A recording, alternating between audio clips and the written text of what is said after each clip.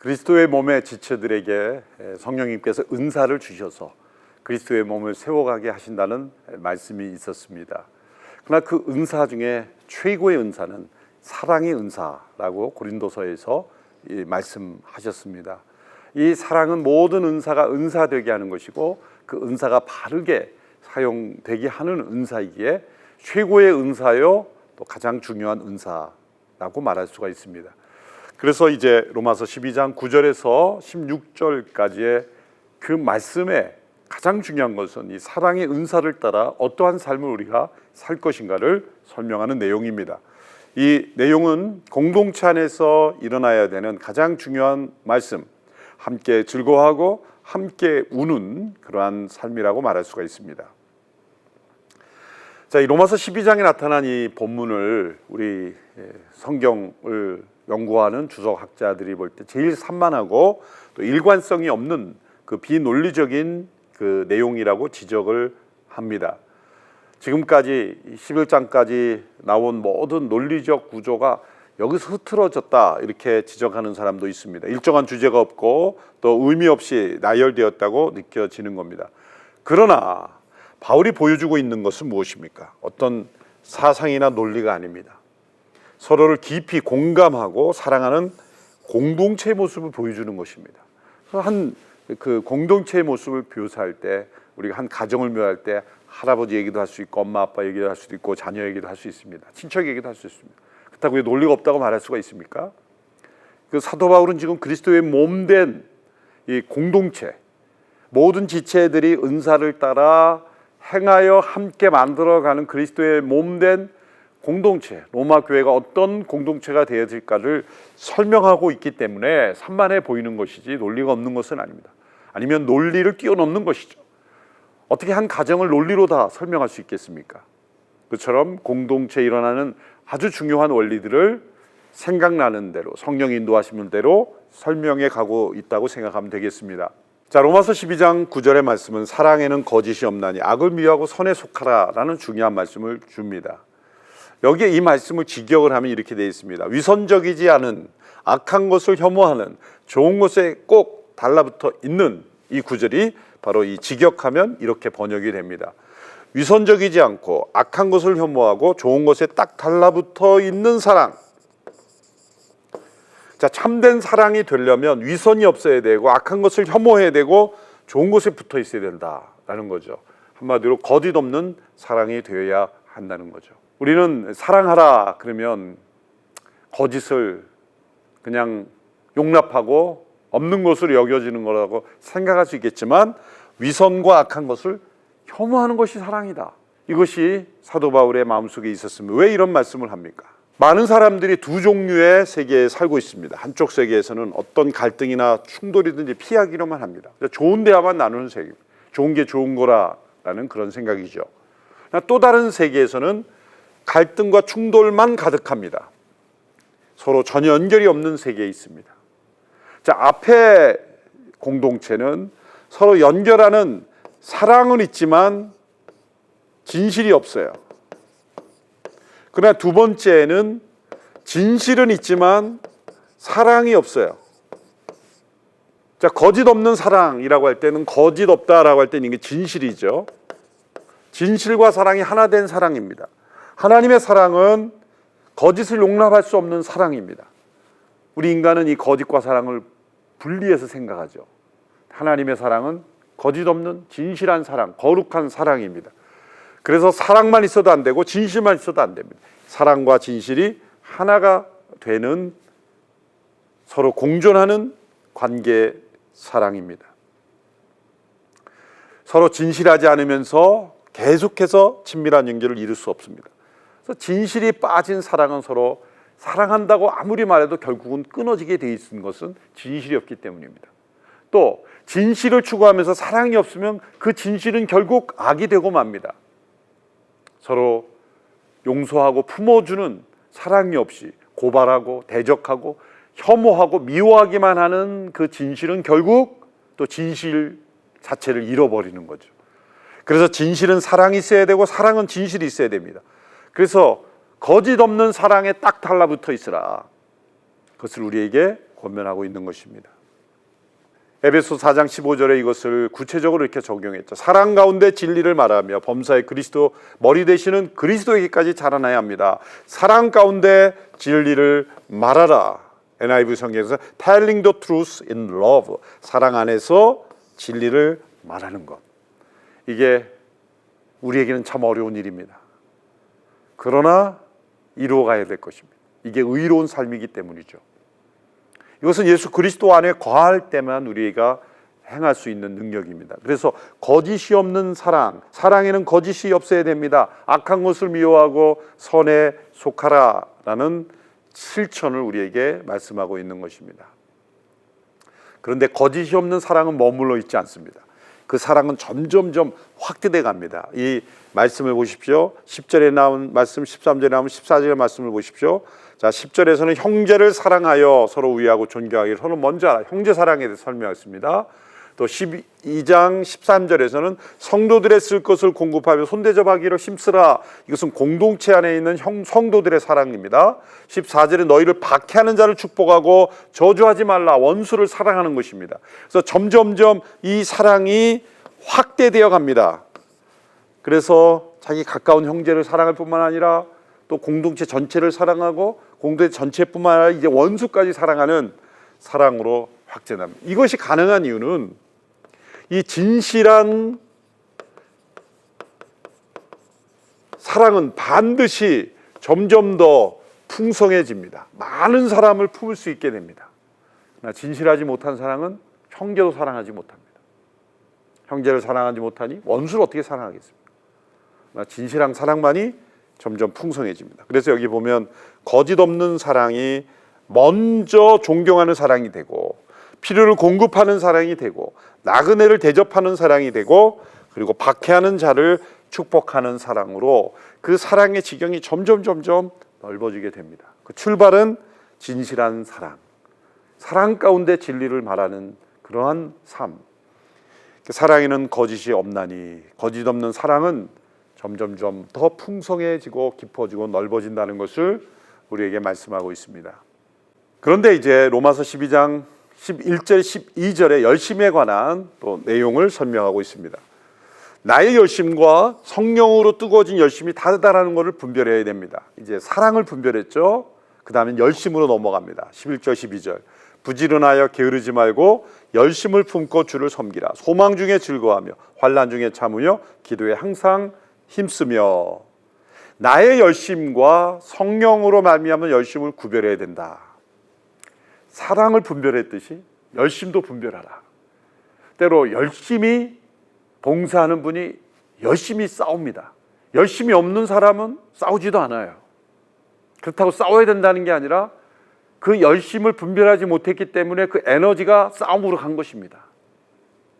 분란이 있는 교회를 가보십시오. 가보면 열심히 싸우는데 다 열심히 믿었던 분들이에요. 그런데 그 열심이 나의 열심이었는가 아니면 성령으로 뜨거워진 열심이었는가를 분별해 본다면 때로 싸우지 않아야 될 일을 싸우게 되는 것입니다. 내가 이것을 왜 싸우는가를 나의 열심을 하나님 앞에 점검해 봄으로써 그것을 분별할 수 있어야 돼요. 하나님의 선하시고 기뻐하시고 온전하신 뜻이 무엇인지를 분별하라 그랬습니다. 이러한 2절에 분별하라, 분별해야 된다.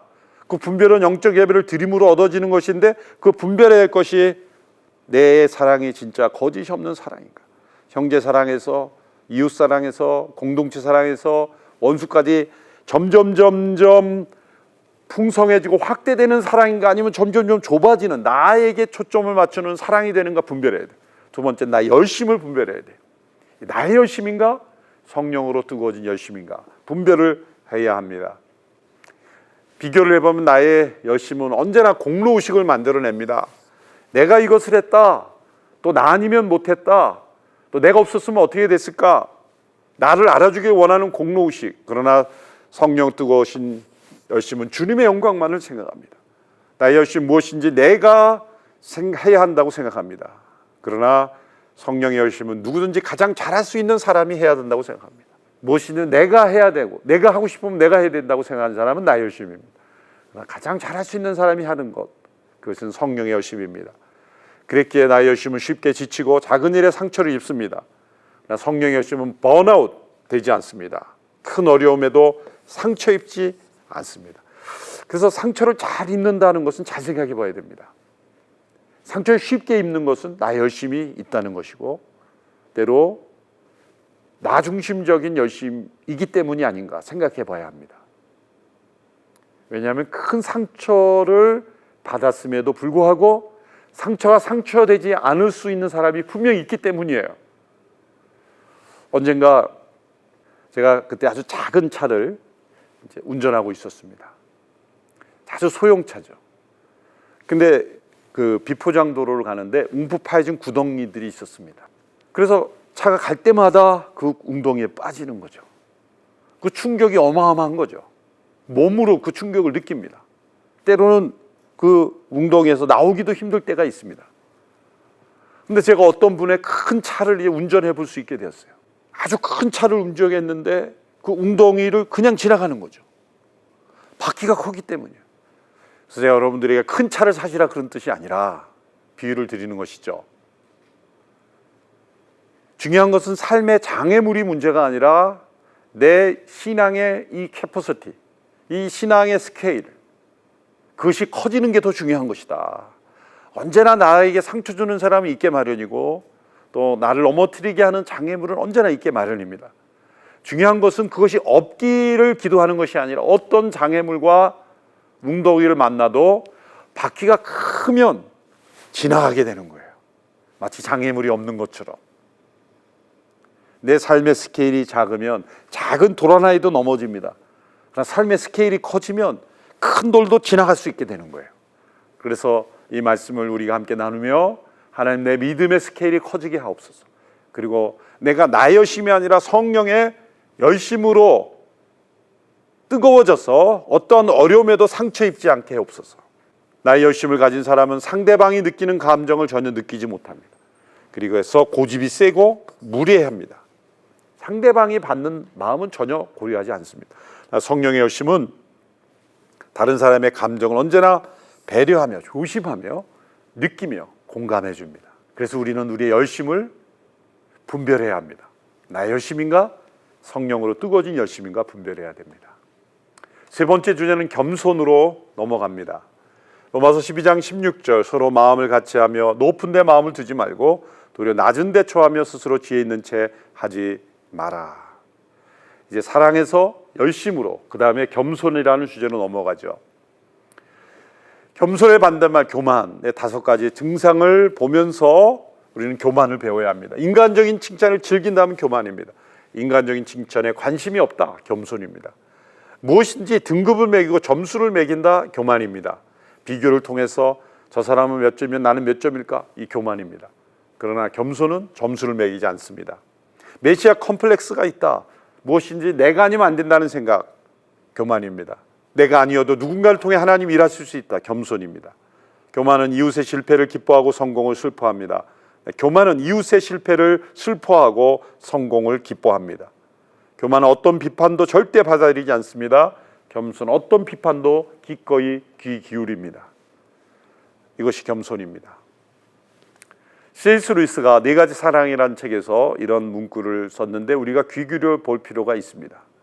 이것은 공동체 안에서 우리가 사랑하고 또 열심히 하고 또 겸손해 갈 때 그 모든 상처를 받을 수밖에 없다는 거예요. 결국 사랑한다는 것은 상처를 입을 수 있다는 것이다. 무엇이든 사랑해보라. 그럼 틀림없이 마음을 졸이게 되어 어쩜 마음이 찢어질 것이다. 당신의 마음이 상하기를 원치 않는다면 그 누구에게도 마음을 주지 말아야 된다. 취미와 작은 즐거움으로 마음을 조심스럽게 감싸고 모든 복잡한 관계를 피하며 이기심이라는 상자와 간에 안전하게 보관하라. 그러나 안전하고 어둡고 움직임도 없고 공기도 없는 그 상자 속에서 당신의 마음은 변할 것이다. 당신의 마음은 찢어지진 않겠지만 찢어질 수 없게 되며 아무것도 받아들일 수 없게 된다. 되살릴 수 없게 될 것이다. 이건 뭡니까? 사랑이라는 그 관계 속에 들어가면 때로 상처받고 힘들고 어려울 수 있지만 그러나 그것을 때로 찢어지고 아픔을 느끼며 그걸 분별하며 우리가 극복해가는 것이 진짜 사랑이라는 거죠. 천국 외에 당신이 사랑의 위험으로부터 안전히 할 수 있는 곳은 지옥뿐이다. 지옥에는 사랑의 위험이 없다. 지옥은 상처받을 이유도 없고 사랑함으로 받는 고통은 없을 것이고, 그러나 지옥의 고통이 있는 거죠. 우리가 이 땅에서 천국을 경험할 수 있는 것은 사랑함으로 받는, 때로 아픔과 어려움도 뛰어넘는 사랑의 승리를 경험해야 된다는 것을 이제 격려하는 글로 아주 유명한 문장이죠. 로마서 12장에 나타난 사도 바울의 교훈과 예수님의 교훈을 한번 비교해 보았습니다. 너무나 일치하는 거죠. 12장 14절에서 너희를 핍박하는 자를 축복하라. 예수님은 저주하는 자를 축복하며 이미 누가복음 6장에서 말씀했습니다. 신기하지 않습니까? 사도 바울은 예수님의 제자로 3년 동안 동고동락하지 않았습니다. 예수님의 직접 교훈을 들은 적도 없습니다. 다메섹 도상에서 부활하신 예수님을 만났을 뿐입니다. 강렬한 빛과 음성과 더불어 만났을 뿐이에요. 그런데 사도 바울의 모든 교훈은 예수님의 교훈을 반복하고 있습니다. 아무에게도 악을 악으로 갚지 말라. 악한 자를 대적하지 말라. 모든 사람으로 더불어 평화하라. 화평케 하는 자는 복이 있다. 원수가 줄이고든 먹이라. 너희 원수를 사랑하며 미워하는 자를 선대하라. 이 교훈이 일치하는 이유는 뭘까요? 이것은 성령님이, 예수 그리스도 안에 있는 성령이 바울 안에 임했기 때문인 거예요. 그럼 우리에게도 역시 마찬가지. 예수 그리스도의 영이 바울에게 임했고 그 바울에게 임한 성령이 우리에게도 임했다면 그 성령은 바로 이러한 삶을 살게 하는 겁니다. 악으로 선을 이기는 삶을 살게 하는 것입니다. 선으로 악을 이기는 삶을 살게 하는 거죠. 17절부터 21절까지 그래서 결론입니다. 아무에게도 악을 악으로 갚지 말고 모든 사람 앞에서 선한 일을 도모하라. 할 수 있거든 너희로서는 모든 사람과 더불어 화목하라. 내 사랑하는 자들아, 너희가 친히 원수를 갚지 말고 하나님의 진노하심에 맡기라. 기록되었을 때 원수 갚는 것이 내게 있으니 내가 갚으리라고 주께서 말씀하시니라. 내 원수가 줄이거든 먹이고 목마르거든 마시게 하라. 그리함으로 내가 숯불을 그 머리 위에 쌓아 놓으리라. 악에게 지지 말고 선으로 악을 이기라. 악에게 지지 말고 선으로 악을 이기라. 핵심 구절이죠. 자, 거짓 없는 사랑에서 형제 사랑으로, 공동체 사랑으로 이제 이 원수를 사랑하는 사랑, 그것은 선으로 악을 이기는 삶이라는 거죠. 아주 구체적으로 설명했습니다. 모든 사람과 더불어 화목하라. 여기 할 수 있거든 이라고 번역이 됐는데, 모든 사람과 더불어 화목하라, 이것이 첫 번째 선으로 악을 이기는 겁니다. 두 번째, 친히 원수를 갚지 말고 하나님의 진노하심에 맡기는 것입니다. 세 번째, 원수를 선대하는 것입니다. 목마른 자를 마시고 배고픈 자를 먹이는 것입니다. 그것은 바로 숯불을 머리 위에 쌓아 놓는 것과 마찬가지라. 이것은 그 구약을 인용한 것인데 이제 자세히 살펴보겠습니다. 첫 번째, 악으로 악을 갚지 말라라는 것은 개인적이며 인격적인 관계 속에 의미하는 거지, 국가가 악을 벌하는 법적인 집행하는 관련이 없죠. 예를 들어서 교도소나 어떤 그런 징벌을 가하는 것, 사람을 구속해 놓은 것, 그것도 하나의 악의 일종을 볼 수 있죠. 그러니까 법의 집행은 악을 사용해서 악한 자를 벌하는 것입니다. 악한 자를 호텔과 같은 곳에서 더 잘 살게 해주면 그것이 징벌이 되겠습니까? 가둬놓는 거죠. 자유를 제한하는 것, 그건 악입니다. 그러나 악을 징벌하는 데 사용하는 거죠. 왜냐하면 그래야만 악이 억제되니까. 근데 여기서 악으로 악을 갚지 말라는 것은 국가의 이런 법적인 집행을 하지 말라는 뜻이 아닙니다.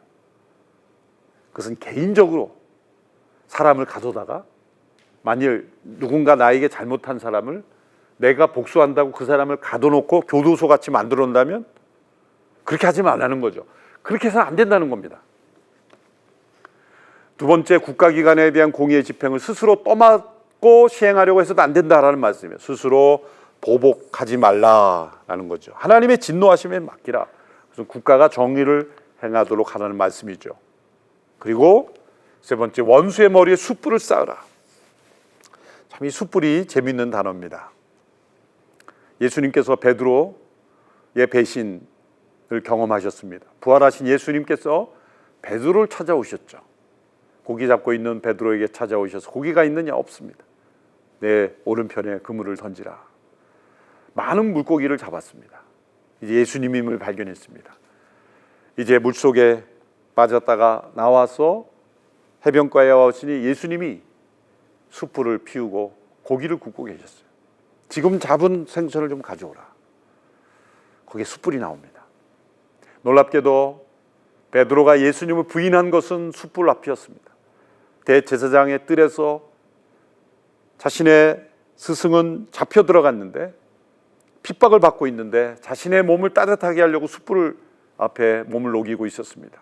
한 여종이 당신은 예수님과 함께 있던 사람이 아니오라 할 때 나는 모른다 3번 부인했습니다. 숯불 앞에서 예수님을 부인했습니다. 그런데 예수님이 숯불을 피우고 있는 겁니다. 이 두 개의 숯불이 나옵니다. 베드로가 예수님이 피우고 있는 숯불 앞에 섰을 때 자신이 부인한 그 현장을 기억하게 했을 겁니다. 예수님은 그 베드로를 어떻게 대했습니까? 보시자마자 멱살을 잡고 강물에 던지셨습니까? 와서 먹으라. 와서 조밥 먹으라.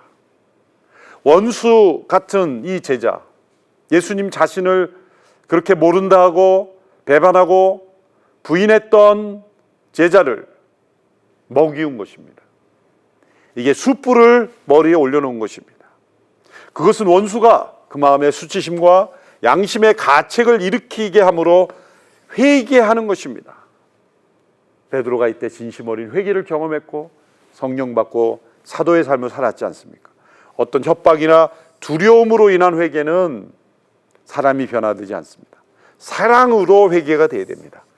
그래서 숯불을 머리에 얹으라는 것입니다.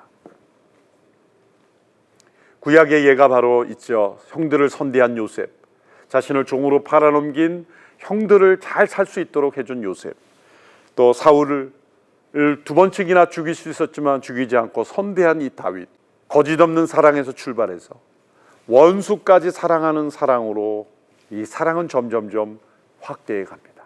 예수 그리스도를 믿음으로 의롭게 된 의로운 하나님의 백성은 사랑으로 나아갑니다.